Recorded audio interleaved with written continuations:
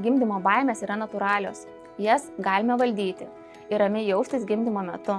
Svarbu visą nėštumo laikotarpį mokytis ir gauti teisingą informaciją. Svarbu ruoštis, nes teisingos žinios padeda jaustis saugiai, ramiai, pasitikinčiai savimi. Rekomenduojama aplankyti gimdymo namus, susipažinti su aplinka, kurioje planuojate gimdyti. Nepasikliauti kitų gimdyvių patirtimi, nes jūsų nėštumas ir gimdymas yra unikalus. Iškilus klausimams kreiptis į jūs prižiūrintį specialistą arba bet kurią kitą gydymo įstaigą.